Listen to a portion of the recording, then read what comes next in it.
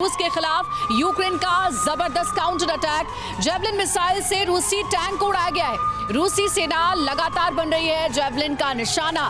तो ये बड़ी खबर आपको दे रहे हैं, जहां यूक्रेन भी पलटवार कर रहा है और खुद यूक्रेन के राष्ट्रपति ज़ेलेंस्की बार बार ये कह चुके हैं कि हमले भले ही रूस की तरफ से जारी रहे, लेकिन हम मुकाबला करने के लिए तैयार हैं।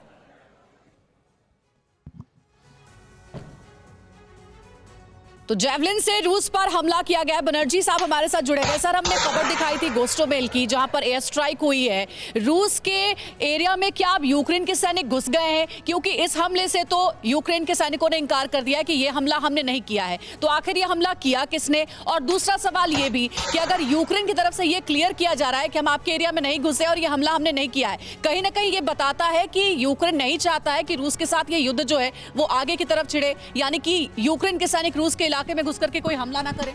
बिल्कुल, इसीलिए तो सबसे मतलब आश्चर्यजनक बात यह है कि एक छोटा सा ऑयल डिपो करके यूक्रेन क्यों चाहेगा इस लड़ाई को और आगे अंजाम देने के लिए, क्योंकि इससे कोई फ़ायदा तो है नहीं। जो एयर सुपीरियरिटी की बात कर रहे थे, यूक्रेन के पास जो एयरफोर्स है वो बहुत ही छोटा है और रशिया का एयरफोर्स के कंपैरिजन में बहुत ही बड़ा है रशिया का एयरफोर्स, और रशिया ने अपनी एयर पावर का फुल इस्तेमाल शायद अभी तक किया नहीं है। तो मुझे जितना लग रहा है इसमें कोई ऐसा तो फॉग ऑफ वॉर का एडवांटेज लेके कोई ऐसा फोर्स इसमें इस्तेमाल कर रहे जो चाहते हैं कि ये जो पीस टॉक्स हो रहा है ये आगे ना बढ़े। क्या इसके पीछे वेस्टर्न कंट्रीज थर्ड एलिमेंट आपको लगता है कि है इसमें जो इस जंग का फायदा उठाना चाहता है, और इसीलिए यूक्रेनियन आर्मी इस बात के लिए मना कर चुकी है, जबकि रशिया इस बात को लेकर बेहद गुस्से में है। इसी बीच केमिकल अटैक से बचने के लिए यूक्रेन की मदद करेगा यूएस। केमिकल अटैक के बचाव के उपकरण यूक्रेन को देगा अमेरिका। रूस केमिकल या बायोलॉजिकल वेपन से अटैक कर सकता है, यह अंदेशा है अमेरिका को, और अमेरिका ने अगर ऐसा हुआ तो यूक्रेन को मदद का भरोसा दिया है। सर, 37 दिन बाद ये युद्ध जिस मुकाम पर पहुंच गया है, उसमें आपको लग रहा है कि केमिकल अटैक या बायो वेपन अटैक हो सकता है, और अगर ऐसा होगा तो अमेरिका कैसे असिस्टेंस देगा? ये केवल अमेरिका के द्वारा एक पूरी विदेश में एक वो फैलाया जा रहा है, क्या बोलते हैं इसको, इन्फॉर्मेशन वॉरफेयर ही बोलूँगा।